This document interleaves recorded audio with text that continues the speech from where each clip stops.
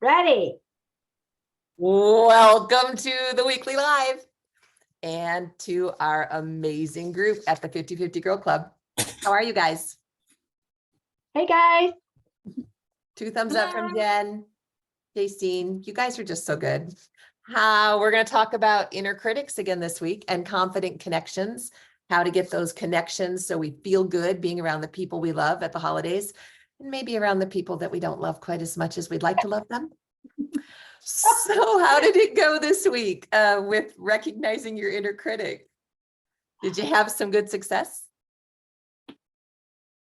It was fun to actually be mindful of that, right? Because I think so often that inner critic is just the inner critic, and we're so used to having them as part of us because they are part of us. We think of them as just who we are, though. Right.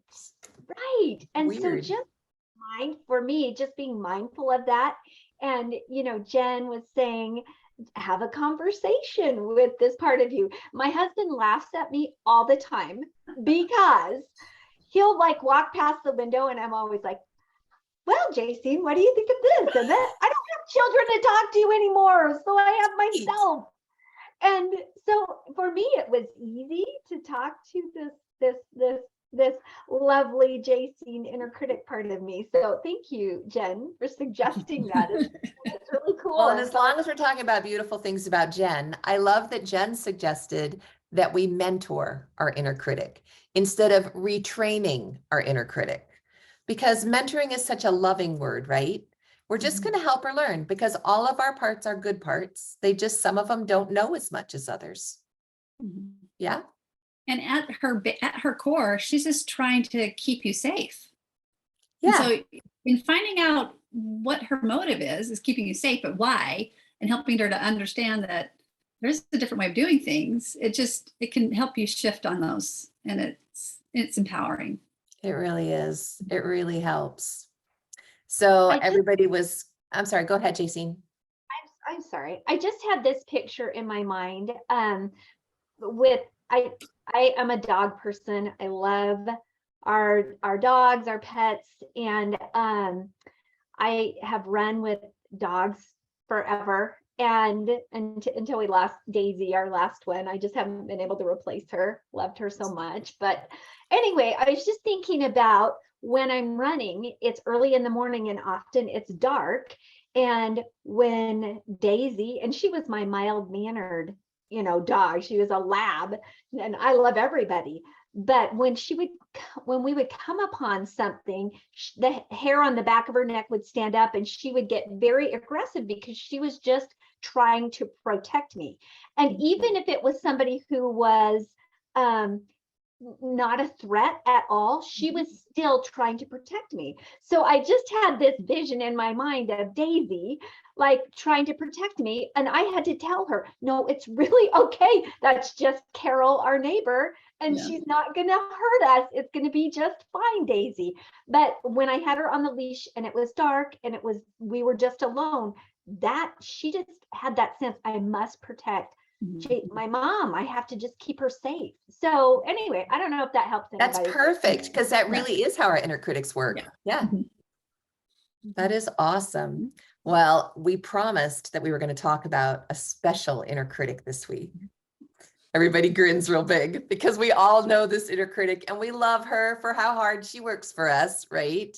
This is our second guesser. So what's it like for you guys with your second guesser? She's a big questioner, right? She's going to fill you with all kinds of questions. You make a decision. Let's just run a scenario.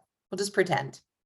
I am going to go to the work Christmas party. My husband brings home the fancy invitation and it's all pretty. And my daughter immediately says, oh, you got to get a new dress. You're going to get your hair done. You're going to do all these things. What happens with my second guesser? She starts with, oh, are you sure you want to go to that? It's going to be a really busy season. There might be too many things going on. And I don't know if you're really skinny enough to go to that yet. Maybe you need to lose a little bit of weight. Oh, do you have something to wear? will you remember how that was awkward 2 or 3 years ago when you had that one conversation and she just takes off, right? Because she's trying to protect me. She wants me to be safe, like Daisy. I love that. I might name my second guesser Daisy. Daisy. What's your experience with that? With your second guesser? A lot along the same lines. She'll it's very subtle. You're not going to know anybody, or you won't fit in. Those things that just to keep me out of the situation that could possibly be, embarrassing or vulnerable. She's very big on keeping me from vulnerability. And in certain situations, because in other things, I'm just all out there, just open and flying, so it's just certain situations. And she keeps me from feeling not good enough. So Wow. she's the one that says, okay, whenever I feel like I'm going to be going into a situation, I'm going to be comparing myself or putting myself up against, like what somebody else, like for example, my networking group, women's networking group, man, she was in full form. She was like, you're not going to have the right thing to wear. You don't know what to wear. And then she was like, maybe you just shouldn't go, you may be late. She just was throwing all these things at me, because she was saving me from, or trying to save me from putting myself in a situation where I would possibly feel not good enough. So that's what mine does. And she's subtle. She starts little with like, yeah, you don't have anything to wear, or your eyebrows aren't done, those type of things. Yeah. You don't have time. You don't. Exactly. Yeah. My second guesser, and there she's very good, right? Just like you, they know who we are because they are part of us, right? Yeah. And so they know those little nuances that are gonna get us to just like pause and look at it as a roadblock instead of an opportunity, instead of, oh, well, I can find another way around this. It's a lot of times my second guesser, like I love social situations, so I thrive in those environments. So, but I can totally relate. I have, so many friends and siblings that are much like you guys in that sense. My second guesser is always, do you have enough information? So yes. So like, okay, so new scenario, an opportunity comes up. Do you have enough information?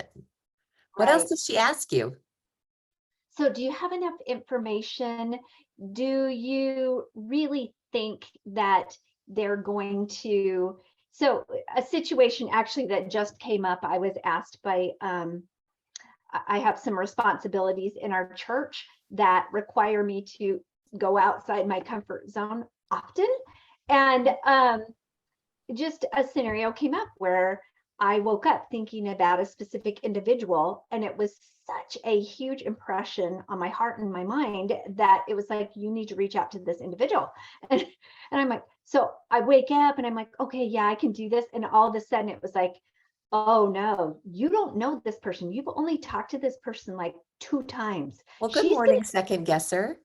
Yes, right? She's going to think you're the crazy church lady. Like, who wants to be the crazy church lady, right? That's right. No.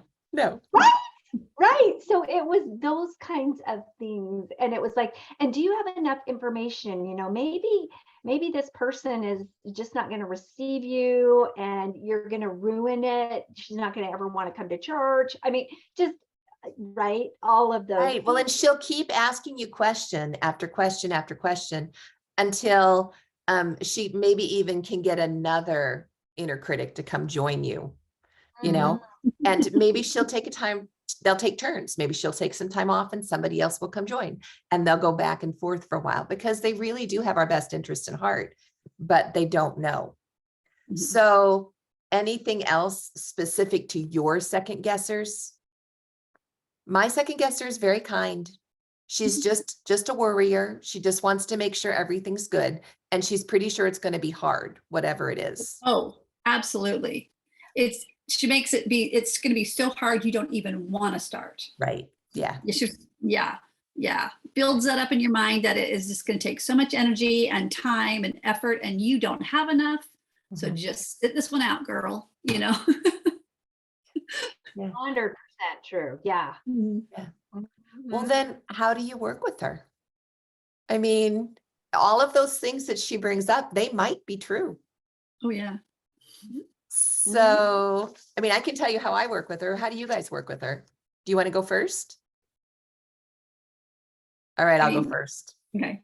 All right, I'll just go first. This is how I work with mine. This is from, I had all of my babies at home. And so I had the same midwife for almost all of my births. And we got to know each other really, really well. And by the time I got to my 4th pregnancy, I was pretty miserable. I was really uncomfortable. I was really overweight. I was really busy because I had 3 littles already.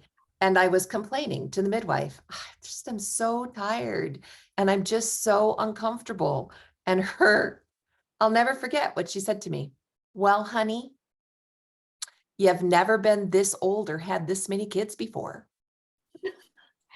I was love like, her. what did you just say? I've never been this old and I've never had this many kids before. That's supposed to make me feel better. But that principle is the principle that I use to work with my inner critic. Well, honey, we've never been this old and we've never had this much experience before. We know so much more than we used to. So let's just kind of think about this and we'll counsel together, kind of like you. Well, Jacine, we have the conversation the same way. And I can say, sweetie, this is going for us and this is going for us and this is going to work really well. And remember when we had that experience, we learned that we could pause and think for a minute, that we don't have to move really fast and that we don't have to have all the answers. And that we learned that who we are really was the perfect person for that situation. And that really helps my second guesser. I can feel it in my heart, even saying it. She just kind of takes a nice breath. And she's like, oh, you do have this. And it feels better. It calms everything down for me. We've never been this old before. It's a good thing. And we've never had this many experiences before. That works really well for me. What about you guys? I'm a curious person by nature, so I'm always asking why. So I will just ask her, why are you wanting me to feel this way? Why don't you want me to do this? Just ask the why questions until she lets me know. And a lot of it is similar to yours, because I will say, well, remember in the past when we did this and it was okay, just kind of like reminding her that, it was maybe hard, but we did it, and okay, just kind of figure out and help her remind her when it was successful, or even when it wasn't, we did make it through. It was like, sometimes we have to do hard things. Sometimes we have to do things that make us uncomfortable and we don't feel good, and for our own personal growth and everything, or it's because, it's something that we need to do. And so I try to ask why and help her understand that it isn't as bad. Are you making it a mountain when it's really not? And I think I'm going to start using, like you said, we're older and wiser now. We've been through experiences. And so, I have other abilities now that my inner critic, because usually my inner critic shows up as a certain age. And so I'm like, and then she's kind of like, are you just kind of stuck in this age and you just haven't had the experience as an adult, and so yeah, that's how I work with mine. One question to kind of consider on that, though, is what if you're not older and wiser than you used to be? What if you're 15? That's true. That's true. And it's a new experience. And it's a new experience. Yeah. Mm-hmm. Or, what if you're a young adult and you really don't have that experience to draw on? Yeah. Jacine, I know you have stuff to talk about there because we've talked about that. What would you do? So if I were 15 and I didn't have just what do you do? And then we'll come back with your 15-year-old or with whomever. Yeah. I think a lot of what I do is I'm again very logical. And so as I think through processes, I can look at and connect dots. I'm a dot connector. Dot connector. I like that. Yeah. Oftentimes I'll go back and say, hey, let's look and see what what has brought you to this place right now? So, yes, this happened in the past, but how did you overcome that? Because I've overcome every single one of the things that she's trying to protect me from, right? So I've been able to move forward while she's trying to hold me back. So it's just for me looking back and reminding her, it is a remembrance. Hey, yes, I remember that, but guess what? This is how we got through it. Remember? Do you think this will work this time? Do you think it'll work? I think it's going to work. Let's try it. So it's that, what can I do? What can I do? What can I do? What have I already done? And what can I do now? I love that. And that works whether you're 15 or whether you're 50. It just works. Yeah. What can I do? Yeah. That is beautiful. Anything more we want to talk about our second guesser? Because if she has been heard and if we are ready, next week when we come back, we're going to start with my favorite, Walter the Worrier. I love Walter. I love Walter. Anything more we want to talk about second guesser? Yeah, I do. I mean, and maybe it's not just second guesser, but it's working with any of these challenging voices or critics or what, in our, you really have to come from a space of patience and love with them. that is the truth. If you come at them like, I'm tired of you and I'm frustrated, they're just going to get louder and they are not going to work with you. So you just really have to come with like, I'm hearing you. Thank you. Let's work together. And I don't know, but whenever I approach my inner parts critics as like, okay, let's do this as a team, they're all on board. They're team players. Yeah. And so it's like, because they love you. Yeah. Well, and they want to be included and they want to work. So it's like, well, let's figure this out. And so they're looking for our centered self to actually show up as the leader, right? Yes. So who's going to be the leader of this whole clan? We've all been in those situations where you've got somebody that's like, nope, this isn't going to work. No. Yeah. And then the calm, centered, compassionate soul who is the leader steps in and everybody just breathes a sigh of relief. Oh, good. It's going to be okay now. Yeah. And sometimes we might even have to put on, like imaginary. Some people are very visual. Raising my hand here, but like putting on a different hat. Oh, this is who I am right now, So something that's very physical, where we change our physiology so that we can become that centered self, whatever that looks like. Okay, here comes here's my sword, or here's my shield, or what do I need right now? Do I need a crown? What do I need? Yeah. Do you need your lucky rabbit's foot to take with you? Right. Everybody needs something. Yeah. My blanket. Your blankie. I know. Everybody needs something. I love it. Well, then I think we have covered everything we want to talk about on second guessers. So post in the comments, share to your friends. And next week, we're going to talk about Walter. And there's just stories to tell about Walter the Worrier. Oh my gosh. Oh, it's going to be so fun. All right. Well, bye, y'all. Have a great week. And here's to mentoring our inner critics with love and kindness. Thanks, Jen. Thanks, Jacine. Bye.